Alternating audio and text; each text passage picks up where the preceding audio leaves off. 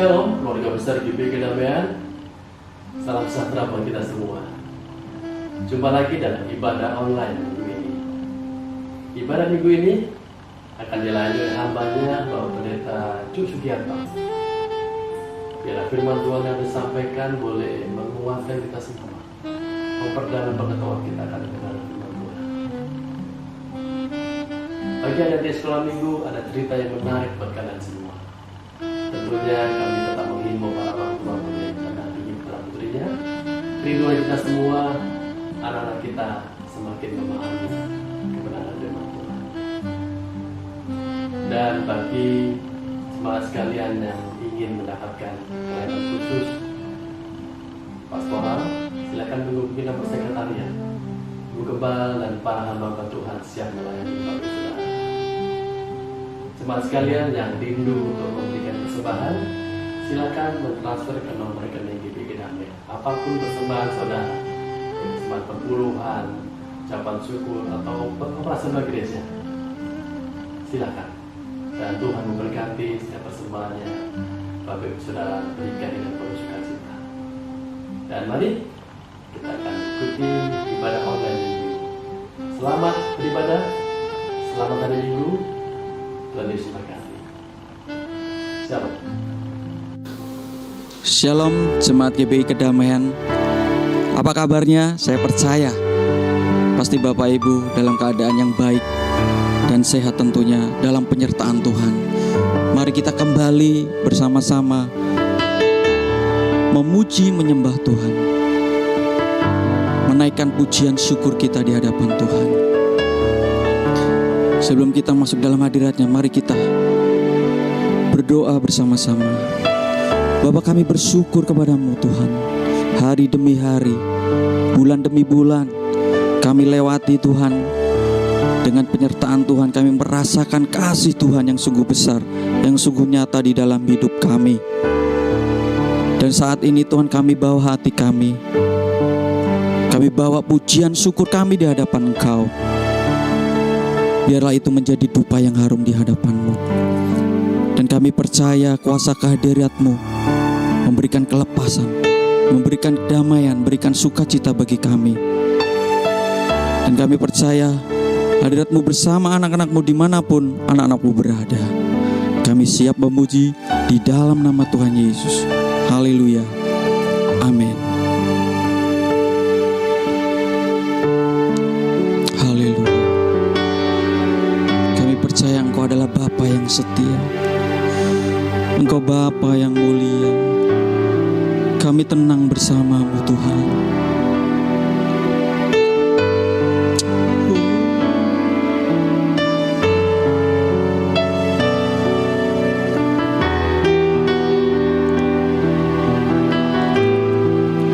Terima kasih Yesus.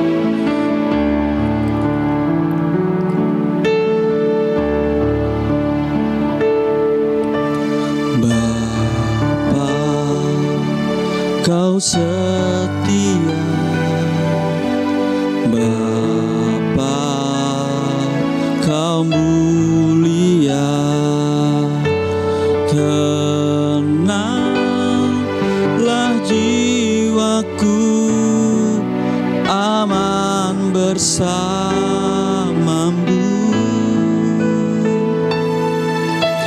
Lebih dari harta, Kaulah segalanya. Tenanglah jiwaku dalam hadirat-Mu. Kau tunjukkan kasih setiamu. Kau menyediakan yang ku perlu. Kau setia, Kau mulia, dulu, sekarang, dan selamanya. Kau tunjukkan kasih setiamu.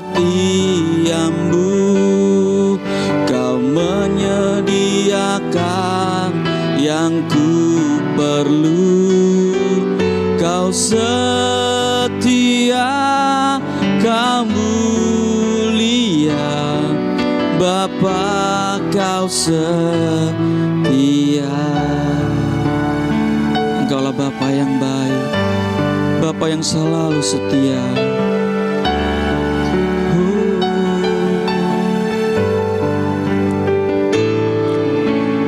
Bapa, Kau setia.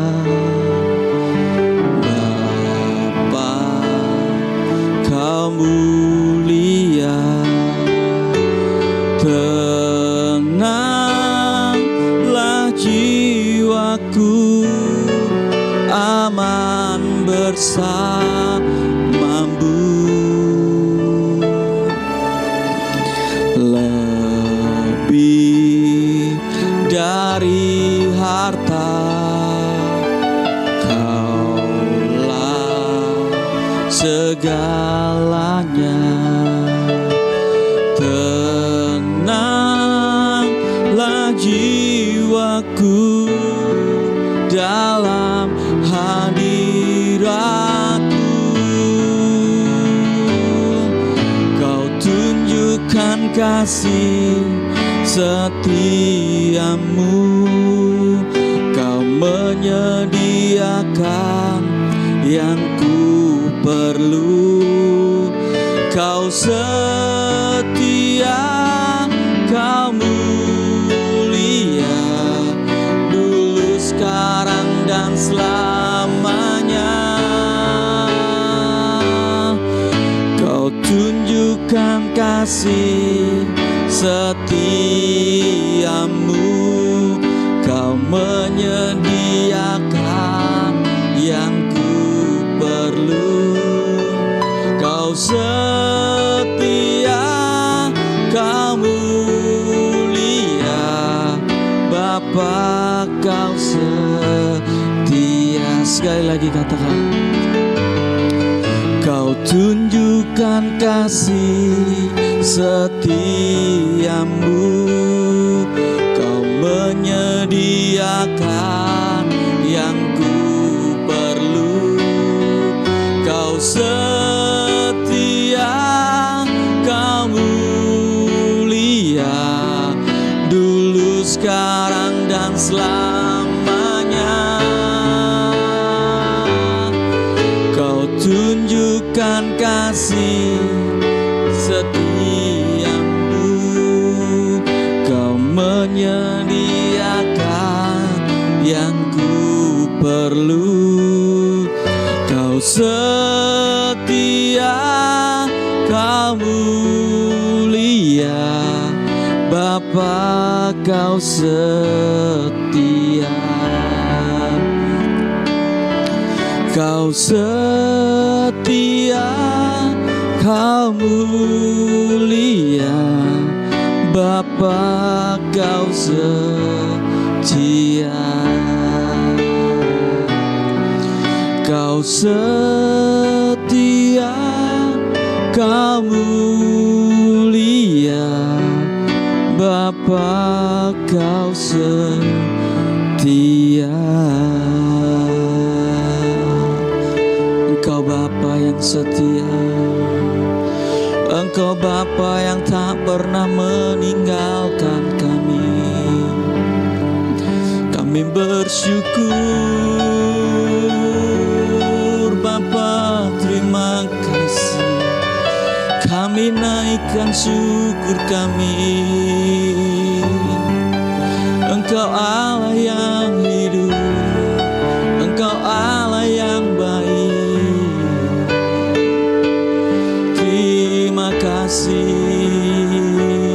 Terima kasih Bapa, Bapa yang mulia. Kami sembah Kau Bapa, kami sembah, kami muliakan, kami agungkan, sebab Engkau Allah yang baik, Engkau Bapa yang baik. pernah habis-habisnya kasih setiamu di dalam hidup kami. Penyertaan-Mu, perlindungan-Mu Tuhan. Haleluya, haleluya. Kami tidak perlu khawatir terhadap apapun juga, sebab tangan-Mu Tuhan menopang kami dengan penuh kasih.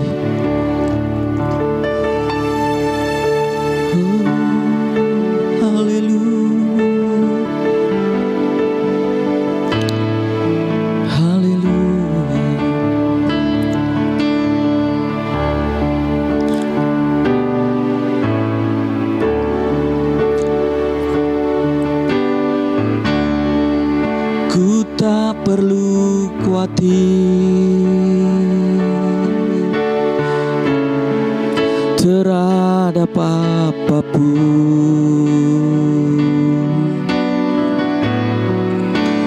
Tangan-Mu yang penuh kasih menopangku tanpa henti. Ku tak perlu takut untuk melangkah maju.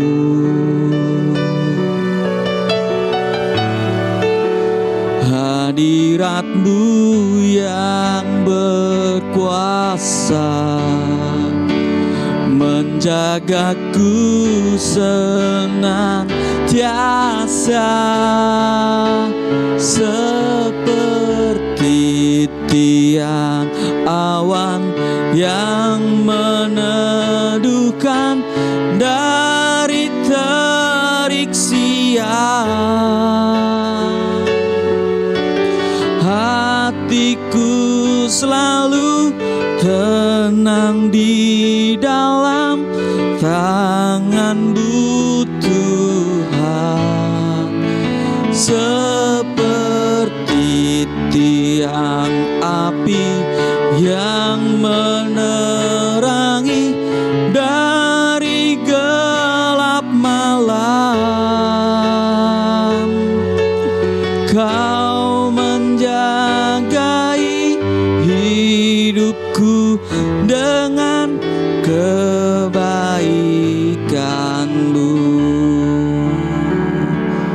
Mari jemaat Tuhan, katakan, ku tak perlu khawatir terhadap apapun.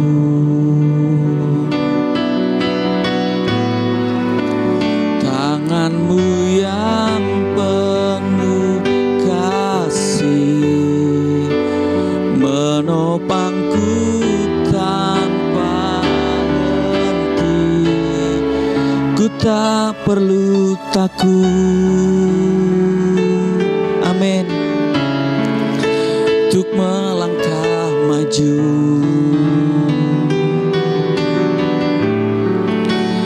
Hadirat-Mu yang berkuasa menjagaku senantiasa, seperti tiang awan yang meneduhkan dari terik siang. Hatiku selalu tenang di dalam tangan-Mu Tuhan, amin, seperti tiang api yang menerangi dari gelap malam. Kau menjagai hidupku dengan kebaikan-Mu. Mari katakan katakan bersama-sama, seperti tiang awan, seperti tiang awan yang meneduhkan dari terik siang. Hatiku selalu tenang di dalam tangan-Mu Tuhan, seperti tiang api yang menerangi dari gelap malam. Kau menjagai hidupku dengan kebaikan-Mu. Kau menjagai, Kau menjagai hidupku dengan kebaikan-Mu. Terima kasih Tuhan. Oh, seperti umat-Mu Israel Tuhan, Engkau menjagai umat-Mu, umat pilihan-Mu, dengan tiang awan, dengan tiang api. Dan itulah janji-Mu terhadap kami umat-umat-Mu Tuhan. Engkau menjagai setiap kami dengan kebaikan, dengan tangan-Mu yang kuat. Haleluya, haleluya. Terima kasih. Segala perkara dapat kutanggung di dalam Dia yang memberi kekuatan kepadaku. Itulah janji firman-Mu. Kami imani Tuhan. Terima kasih Tuhan.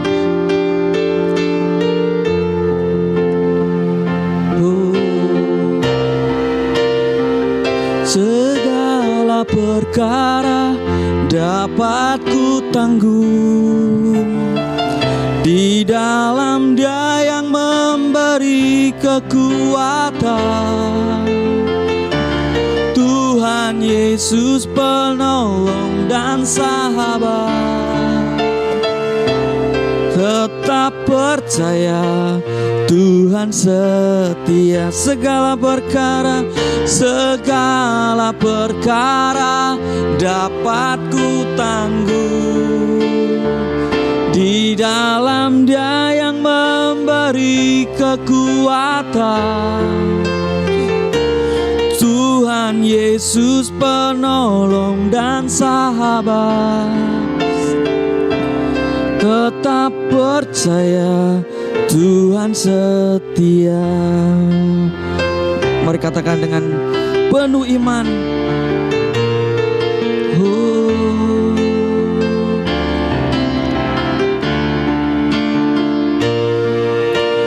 Penolong yang selalu setia,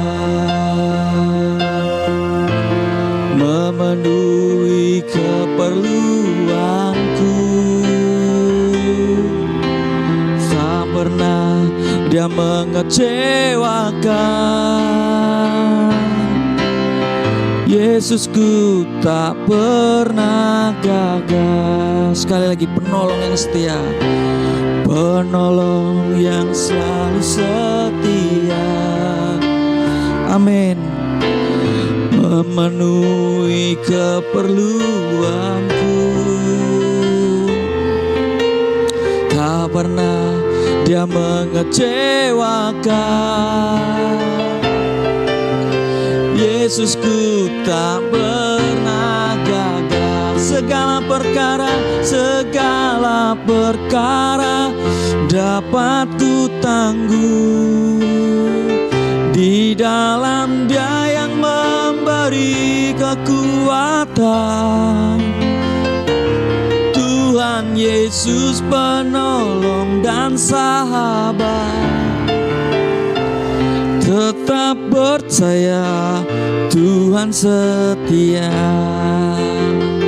segala perkara dapat ku tanggung di dalam Dia yang memberi kekuatan.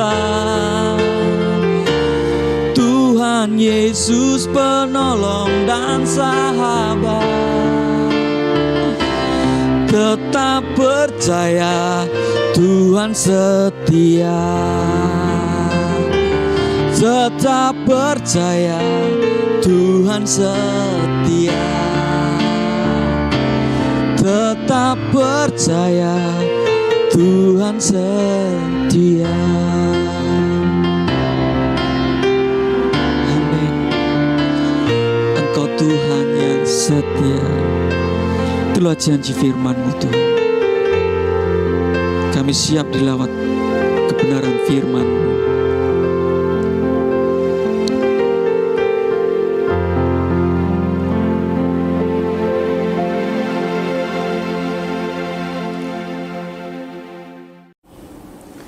Selamat pagi Bapak, Ibu, Saudara-saudari sekalian yang dikasihi oleh Tuhan Yesus Kristus. Selamat berjumpa pada pagi hari.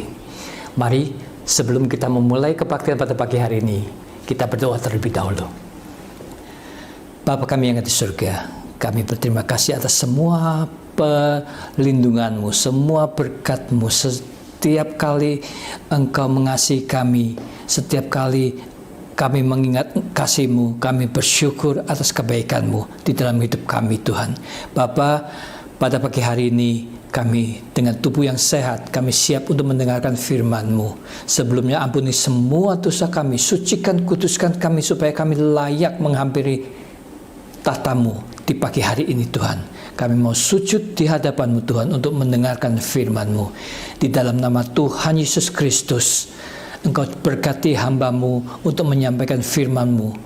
Tuhan, kami percaya penyertaan-Mu, Roh Kudus-Mu ada di dalam hati kami, akan memberikan pertolongan, akan membimbing kami, akan mengajar kami pada pagi hari ini melalui firman-Mu. Terima kasih Bapa, hanya di dalam nama Tuhan Yesus Kristus kami telah berdoa dan mengucap syukur. Haleluya. Amin. Tuhan Yesus memberkati. Bapak, Ibu, Saudara-saudara sekalian, pada pagi hari ini firman Tuhan yang akan kita pelajari adalah perihal proses for a better life. Di dalam kehidupan kita itu memerlukan satu proses untuk mencapai sesuatu.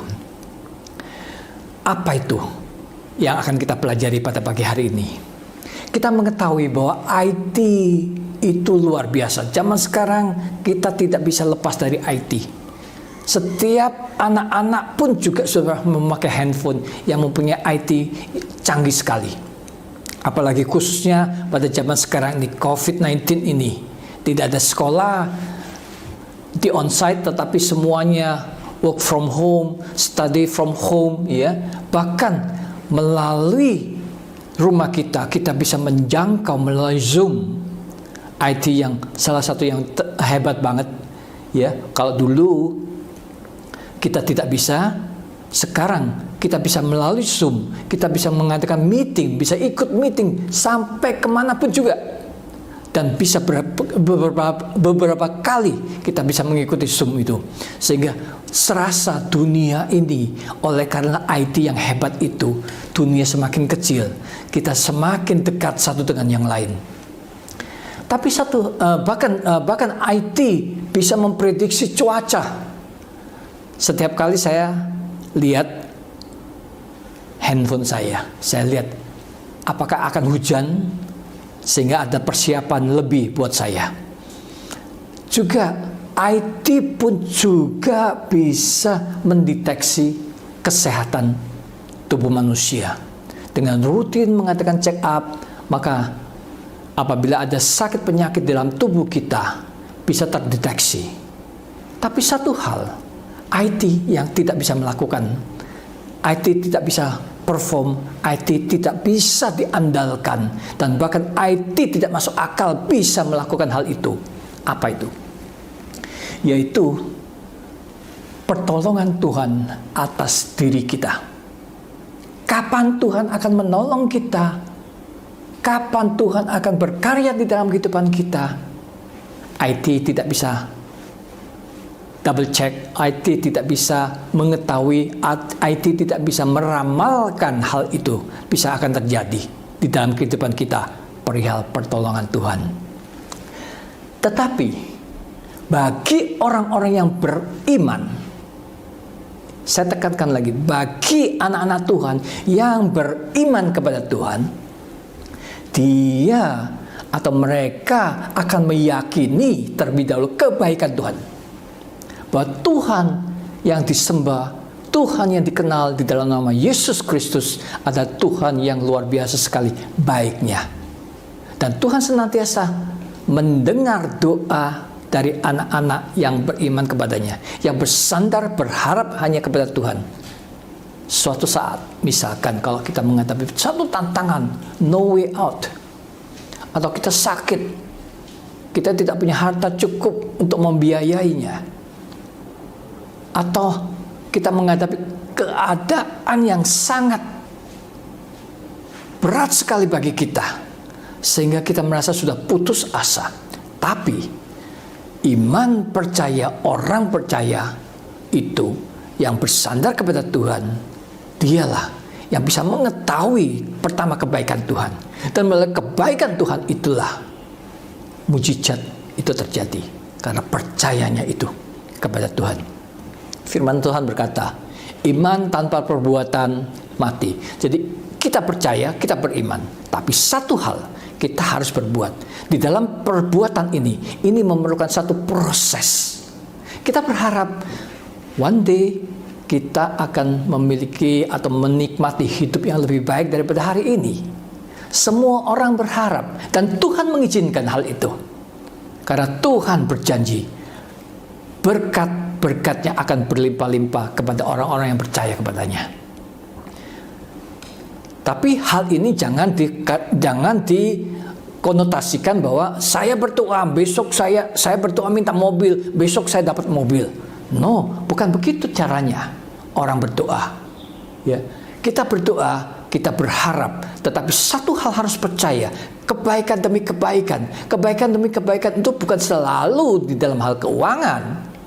Bisa dalam hal kesehatan, bisa dalam hal kebahagiaan dalam kehidupan kita. Tapi ada satu proses jenjang dari kehidupan hari ini ke besok, ke lusa. Kita akan bisa bersyukur, lebih bersyukur lagi, dan terus bersyukur kepada Tuhan atas kebaikan Tuhan.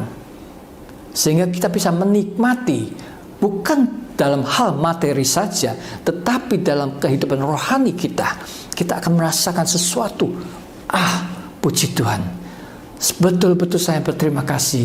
Saya mengucap kebaikan Tuhan yang berlimpah-limpah atas kehidupan saya, sehingga saya ada seperti sekarang ini oleh karena belas kasihan Tuhan. Itu tidak bisa diprediksi oleh IT secanggih apapun juga, tetapi orang percaya bisa merasakan hal itu. Karena setiap kali orang berdoa, setiap kali orang percaya berdoa, Tuhan pasti mendengarkan. Dan Tuhan akan mengendapi janji-janjinya bagi orang-orang yang bersandar kepadanya. Di dalam hal itu memerlukan satu proses, sehingga hidup manusia untuk bisa mencapai di level yang lebih baik, naik kelas, itu memerlukan satu proses di dalam kehidupan kita. Ya, proses inilah yang harus dijalani oleh seseorang yang beriman. Orang yang tidak beriman pun juga harus mengalami proses. Siapapun juga di dalam kehidupan ini harus mengalami proses, khususnya bagi orang-orang percaya. Sewaktu di dalam proses ini, ini merupakan satu tindakan bagi orang percaya. Iman tanpa perbuatan adalah mati. Inilah perbuatan yang memerlukan satu proses itu. Saya memberikan satu contoh. Di rumah saya ada pohon durian. Beberapa tahun terakhir, saya mendoakan pohon itu. Berdoa kepada Tuhan. Tuhan, sekiranya pohon durian ini tahun depan bisa berbuah. Tahun demi tahun tidak ada menghasilkan buah. Saya tanya kepada orang, bagaimana? Ada yang bilang, ya disodetin lah batangnya, dilukain lah begitu. Tapi saya merasa, nggak manusiawi itu ya. Karena pohon ini ada milik Tuhan, saya berharap adalah Tuhan saja. Setelah 12 tahun, pohon durian itu berbuah 2 biji. Ada angin ribut, yang satu jatuh, sisa satu. Sisa satu, semakin hari semakin besar, semakin hari semakin besar. Bahkan salah satu asisten rumah tangga kami di rumah itu, seorang perempuan yang luar biasa sekali. Dia memanjat pohon, dia mencium pohon itu, buah durian itu. Oh Pak, ini buahnya masih belum matang Pak. Dia turun lagi, next week dia naik lagi. Pak, belum Pak. Suatu hari, one day, pembantu saya memberitahukan, Pak, sudah copot Pak, karena kita ikat durian itu dengan tali. Sudah copot Pak, wah sudah matang ini Pak. Dia naik, dia ambil tuh. Merupakan satu proses. Waktu kita menunggu hasil buah dari pohon itu merupakan satu proses dalam kehidupan kita. Memerlukan satu waktu. Waktu kita menerima buah durian itu, kita buka durian itu, duriannya durian montong. Rasanya luar biasa. Semua kalau kita sabar, kita bersandar kepada Tuhan, kita minta bimbingan daripada Tuhan, maka hikmat Tuhan akan diberikan kepada kita. Saya beri pupuk pohon itu.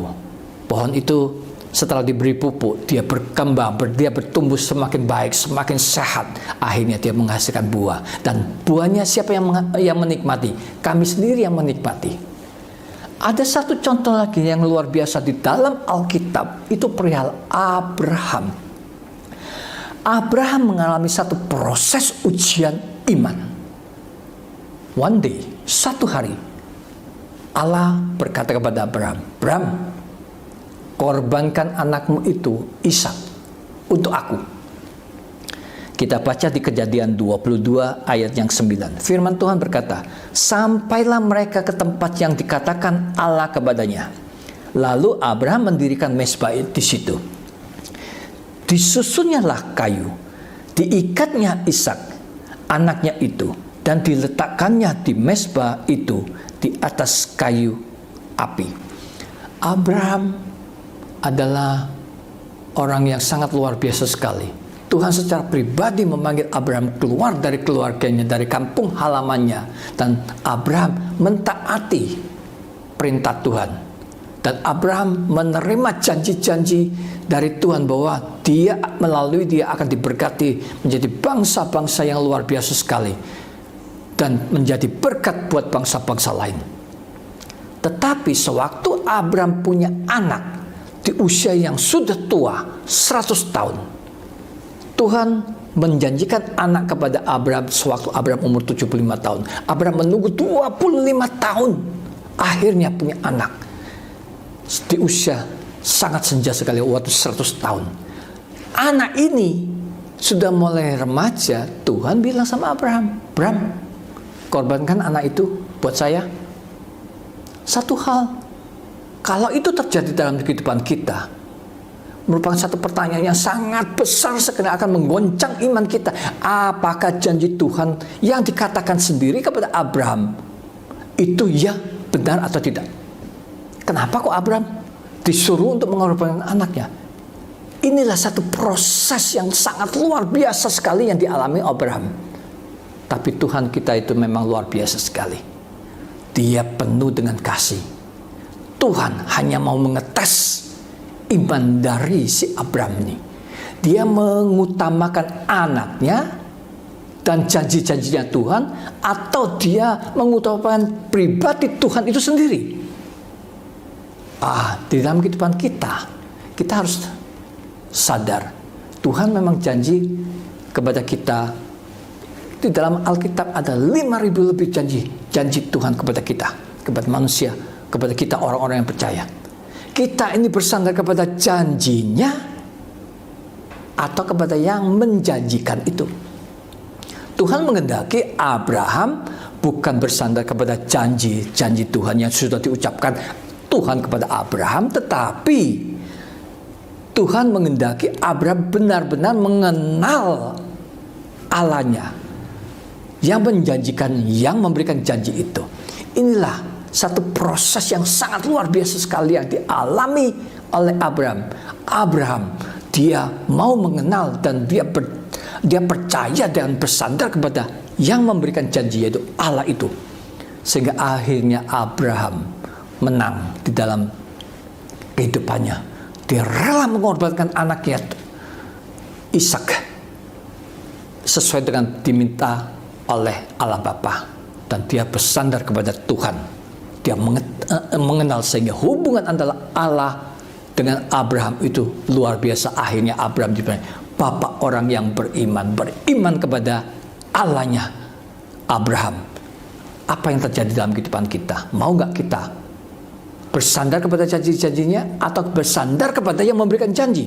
Kalau kita bersandar kepada yang memberikan janji, maka janji-janjinya itu kita punya hak. Satu proses iman yang sangat luar biasa sekali. Di dalam kehidupan kita juga mengalami proses hari demi hari.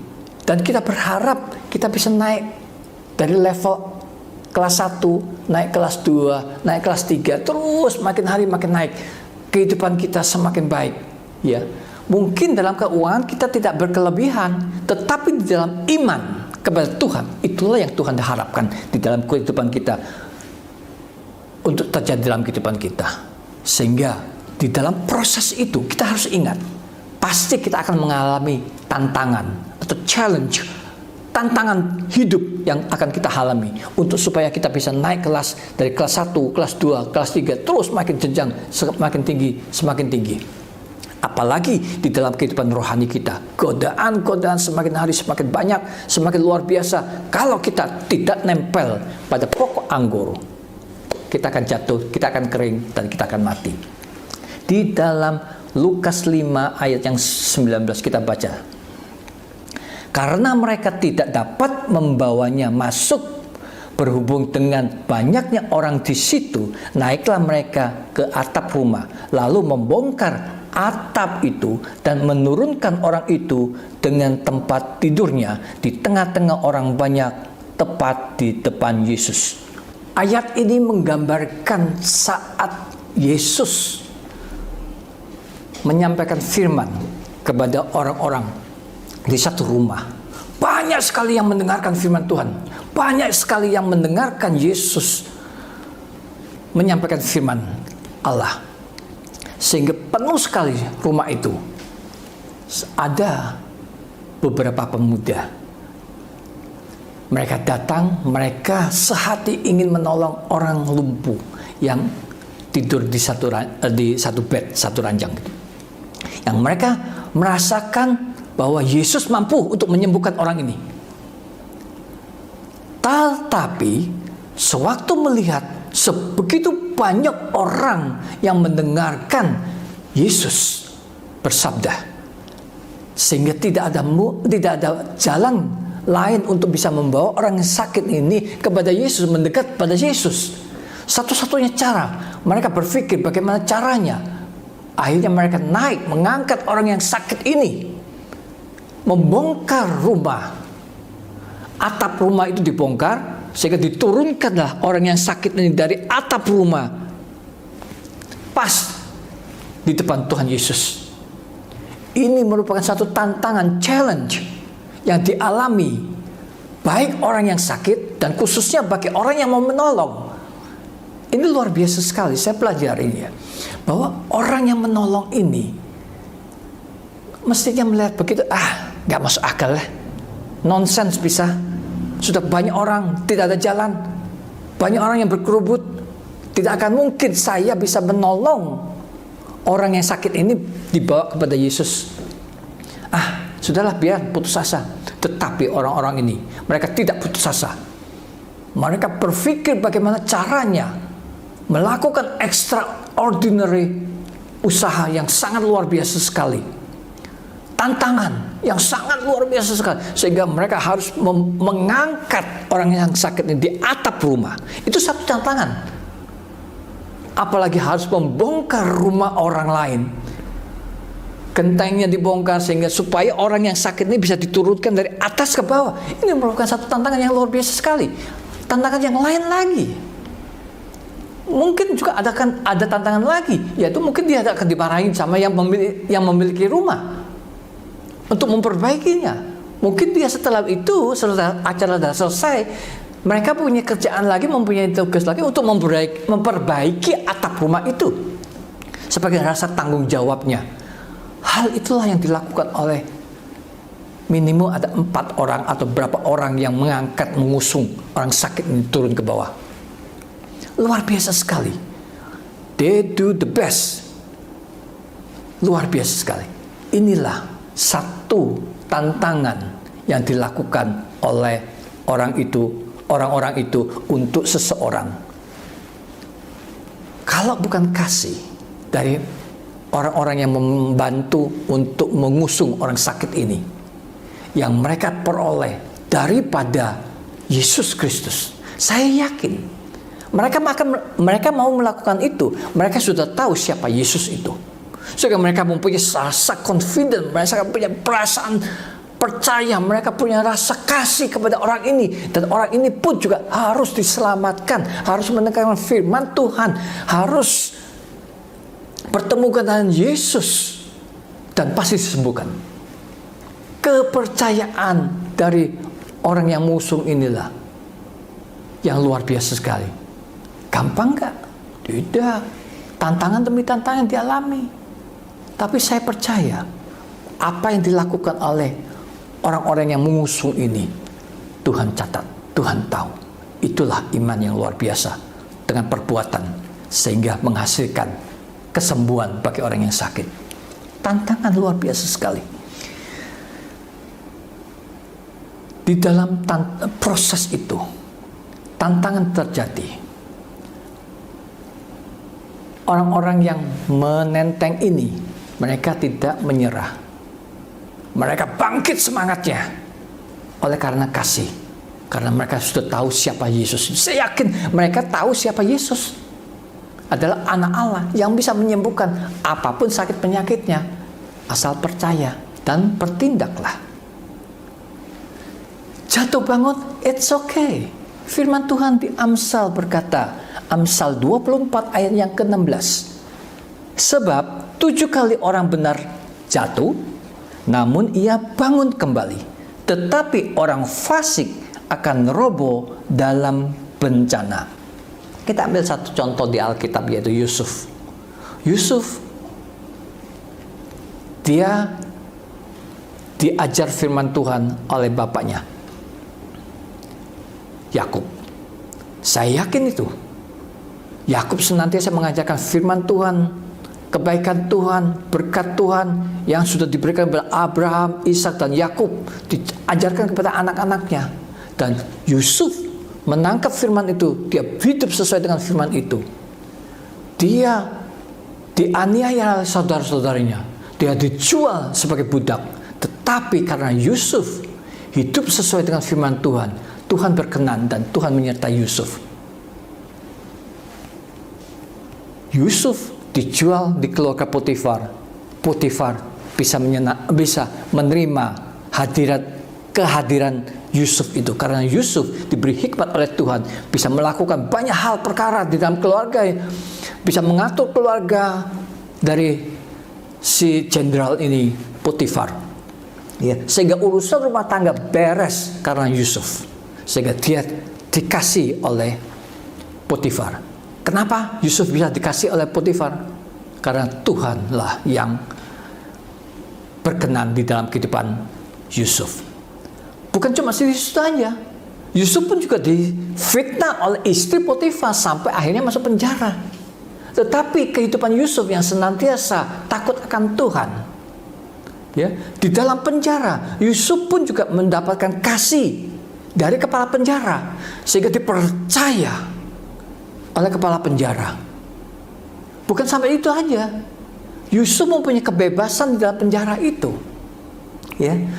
Dan Tuhan lihat, Tuhan tidak pernah lalai. Di dalam penjara itu Yusuf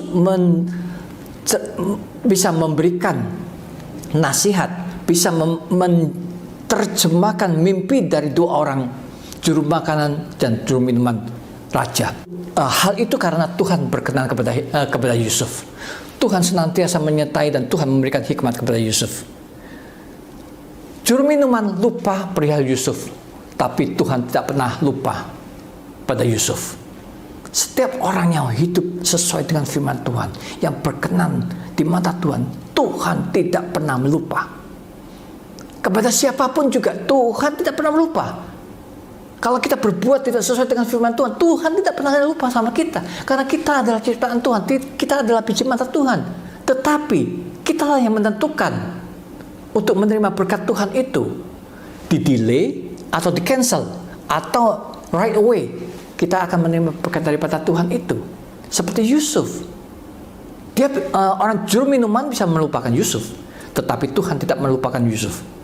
Raja Firaun mimpi, dan Yusuf bisa menerjemahkan mimpi dari Firaun itu. Apa yang terjadi? Pergumulan terjadi dalam kehidupan Yusuf, ya. Tetapi Yusuf tidak mau menyerah. Dia bangkit terus. 7 kali jatuh, dia tetap bangkit. Dan Tuhan menyertai Yusuf. Semangat inilah yang perlu kita pelajari dan kita perlu contoh di dalam kehidupan si Yusuf ini. Apa terjadinya? Akhirnya Yusuf diangkat menjadi Perdana Menteri oleh Firaun, orang yang kedua di kerajaan di zamannya Firaun itu, di Mesir itu. Luar biasa sekali. Kenapa hal itu? Karena Yusuf hidup sesuai dengan firman Tuhan. Berkat Tuhan senantiasa menyertai orang-orang benar. Dan berkat Tuhan itu akan lebih daripada apa yang kita harapkan. Firman Tuhan berkata, mata tidak pernah lihat, telinga tidak pernah mendengar, bahkan tidak pernah timbul dalam hati kita. Itulah yang sudah disediakan bagi orang-orang yang percaya kepadanya. Percayakah kita kepada Tuhan? Maukah kita bertindak? Maukah kita setia di dalam proses kehidupan ini? Di dalam kehidupan kita, satu hal lagi yang sangat penting sekali. Tuhan senantiasa memberikan satu opportunity. Tuhan senantiasa memberikan kita kesempatan. Oleh sebab itu, ada satu lagi yang sangat luar biasa. Hidup ini adalah kesempatan. Yakinkah kita di dalam kehidupan kita ini, kita mempunyai kesempatan untuk melakukan sesuatu yang baik? Itulah tujuan Tuhan menciptakan manusia. Tuhan menciptakan kita untuk sesuatu yang indah. Hal yang indah inilah merupakan satu kesempatan buat kita melakukannya. Bagaimana cara melakukannya? Kita minta Roh Kudus untuk membimbing kita, untuk memberikan hikmat di dalam kehidupan kita, supaya kita mengetahui rancangan yang Tuhan sudah tentukan dalam kehidupan kita, supaya kita bisa walk with God, berjalan dengan Tuhan sesuai dengan arahan dari Roh Kudus itu yang membimbing dalam kehidupan kita. Kereta api dari Jakarta ke Surabaya, dia melalui satu rel. Selama kereta api itu tidak keluar dari rel, maka sewaktu berangkat dari Jakarta menuju ke Surabaya, dia akan menyampai Surabaya dengan selamat. Tetapi kalau kereta api itu keluar dari rel, maka kecelakaan itu akan terjadi. Demikian juga di dalam kehidupan kita. Kalau kita hidup dalam rancangan Tuhan, dalam rencana Tuhan, maka kita akan sampai ke tujuan.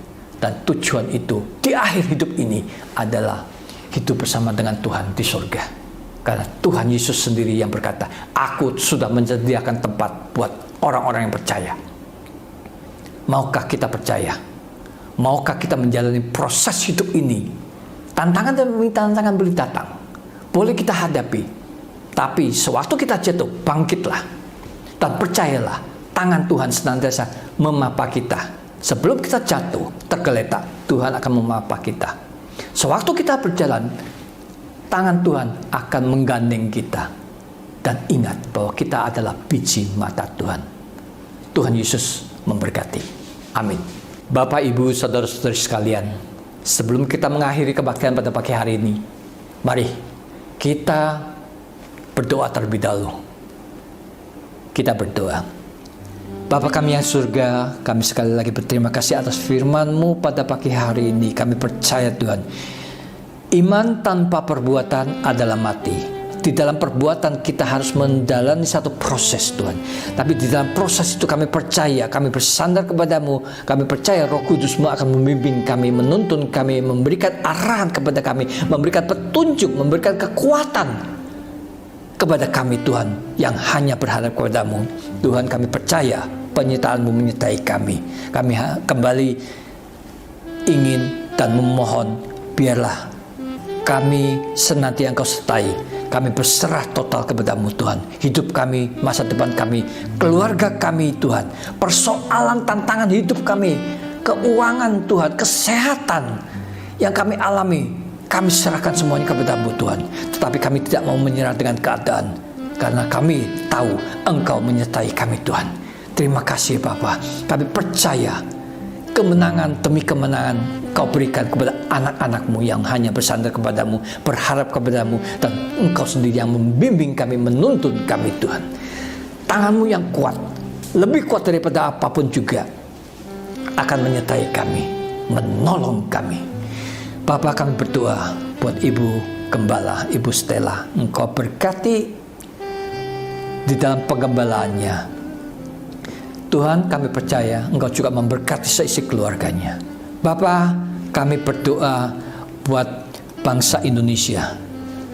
Engkau berkati bangsa Indonesia, berkati ekonomi Indonesia, berkati rakyat Indonesia, jauhkan dari segala sakit penyakit, dan khususnya penyakit COVID-19 ini Tuhan. Biarlah melalui apa yang kami alami, tantangan yang ada di sekitar kami, membawa kami kembali untuk percaya bahwa memang ada kuasa Allah yang menyertai orang-orang yang bersandar kepadamu Tuhan.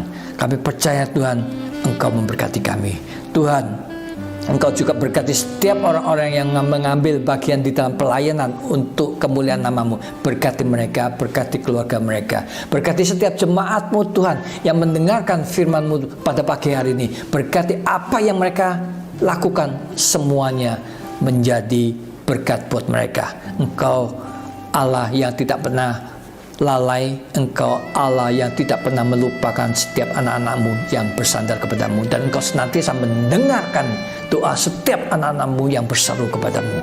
Terima kasih ya Bapa. Sebelum kami berpisah, kami akan menerima berkat daripadamu Tuhan. Terima kasih atas semua berkat kasih karunia yang Kau curahkan ke dalam kehidupan kami hari yang lalu, hari yang sekarang, dan hari yang akan datang. Terima kasih Tuhan, Engkau tidak pernah meninggalkan kami, bahkan kasih karunia-Mu, anugerah-Mu senantiasa berlimpah-limpah di dalam kehidupan kami. Tuhan memberkati Engkau dan melindungi Engkau. Tuhan menyinari Engkau dengan wajah-Nya dan memberi Engkau kasih karunia. Dan Tuhan mengatakan wajah-Nya kepadamu dan memberi Engkau damai sejahtera. Di dalam nama Tuhan Yesus Kristus, setiap orang yang percaya katakan amin. Tuhan Yesus memberkati. Selamat hari Minggu. Tuhan Yesus memberkati. Amin.